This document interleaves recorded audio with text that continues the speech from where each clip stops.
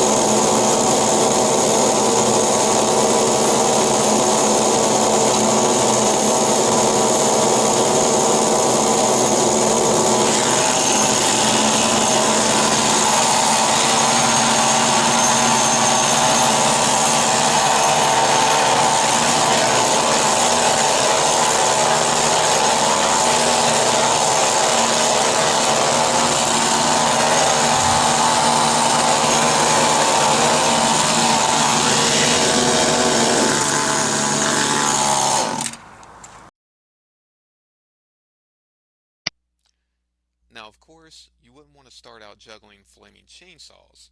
You need to start at the very beginning. In this presentation, you will learn the following 7 lesson objectives. 1. Developing patience. This is a crucial principle when learning any physical skill, especially when it comes to learning how to juggle. 2. Learn by repetition. Juggling takes a lot of practice. When I learned how to juggle many eons ago, it took a lot of repetition over and over again to get the juggling patterns down. 3. Use proper posture. As proper posture is important when playing piano or running, standing the right way with your body in the proper position will make it easier to perfect your juggling technique. 4. Understand and utilize the juggle space. We'll go over what this means in a future slide. 5. Master the cascade, starting with one object. Now, a cascade essentially is a juggling pattern, and this particular one is most foundational when learning in the beginning. Finally, the last 2 objectives, mastering how to juggle 2 and 3 objects, will build upon all the other previous objectives. Do you remember when you were younger and you learned how to do a particular skill or task, such as how to swim, ride a bike, or tie your shoes? Each of these tasks took patience, practice, and repetition to perform them correctly. These principles also apply to juggling as well. I can't emphasize this part enough. Being patient and practicing often, over and over, is the only way to become a good juggler. So let's look at the first thing you should learn, proper standing posture. As illustrated in this slide, your legs should be about shoulder width apart and hands down by your waist.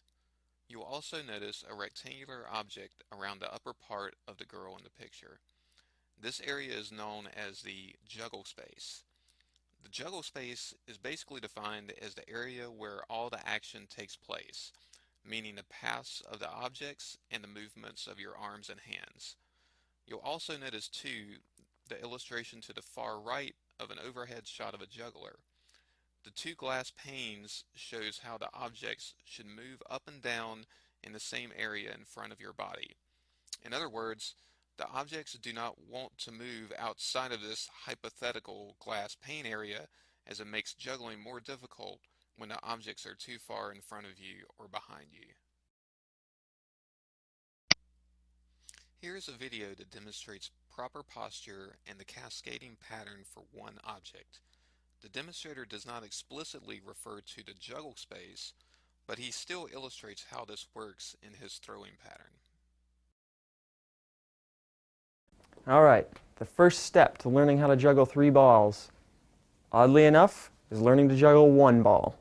Now, the key to learning how to juggle is to have control of your throws, obviously, from this way to this way, from left to right. What a lot of people don't think of and they do not practice is front to back motion. For instance, like this. If I'm throwing it from one hand to the other and it goes way out in front of me, you end up chasing them, or you end up getting backed up, and you can't stay in one spot, therefore you have no control, and you can't really juggle. So, the first thing you need to do is figure out how high you need to throw the ball. Okay? Obviously, if you're doing a trick with a lot of them, you're going to throw it very high. But 3 is very basic, and so you need to throw it right around eye height or a little bit more, and that is where you focus your eyes. You don't want to follow it through its whole arc. Just throw it up nice and easy. And you want it to ideally come very close to landing in the hand you already have outstretched for it. Practice that back and forth so that it's easy. And if you notice, it's not fast. People think it's faster than it really is just because they've added more objects. So, get this down so you can do it a bunch of times and it's as easy as it should be.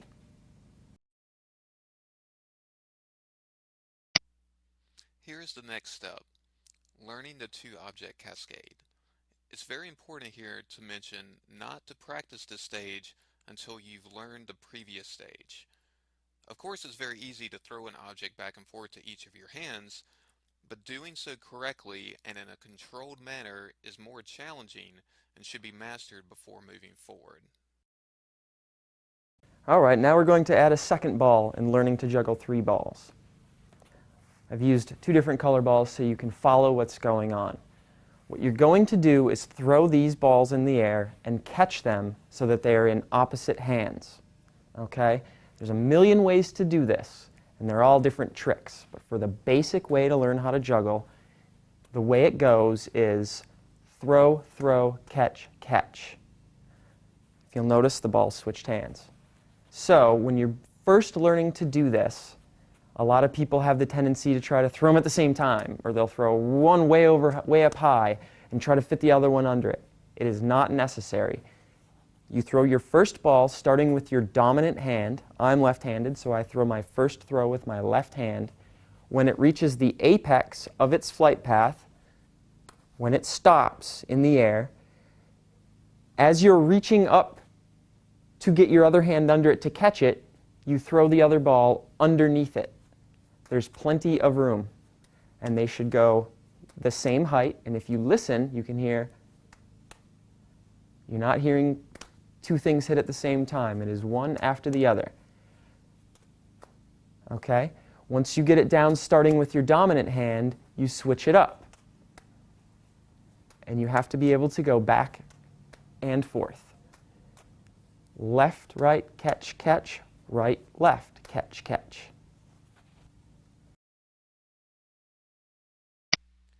Lastly, here's a demonstration of putting it all together with the 3-object cascade.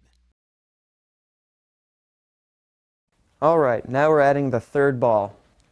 And the first thing you do when you're adding the third ball is figure out how to hold them. I explained that in an earlier video, but you hold 2 in one hand, 1 in the other. Start with the 2 in your dominant hand. And before you try to just juggle 3 balls, just get used to holding that 1 ball in your hand and go back to doing 2. And just getting used to doing that. Okay? Now, if you've done your 2 properly and you've practiced it, you should kind of get an idea where the third ball fits in. So all you're doing is every time a ball is coming down, it's coming down to a hand that already has a ball in it. And each ball is crossing. You're always throwing to the opposite hand. As a ball is coming down, every time you reach up to, as you reach to grab it, you throw the other ball out of your hand underneath it. And they weave in and out. You start with your basic throw.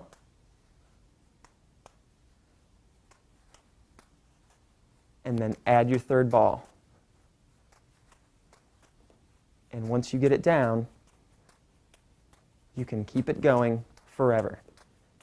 But the key is to keep your throws at a reasonable height. The higher you throw it, the harder it is to keep them in control. Keep it low and keep it slow, and it's actually quite easy. Before you begin on your own, here are a few helpful suggestions. Remember to use proper standing posture, toss your objects in a controlled way within the juggle space, and perfect each step as best you can before adding more objects to your juggling pattern. Be patient, and most importantly, have fun. Now it's your turn. Take your time and master each juggling pattern step by step using the strategies in the previous slide. So how did it go? Did you remember the fundamentals about posture, the juggle space, and skill mastery? That's fantastic if you did. You're well on your way to becoming a great juggler. If you're still having trouble, keep practicing. When you do it enough times, it will become more natural and easier to do.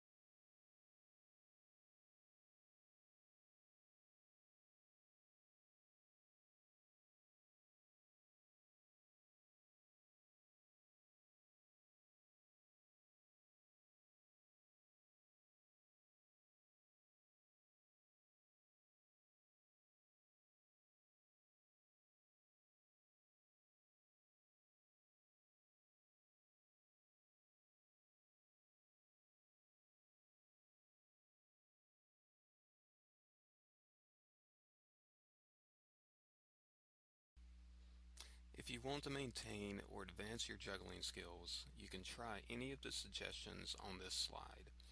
These resources will help you retain or develop your skills to a higher level. Thanks for watching.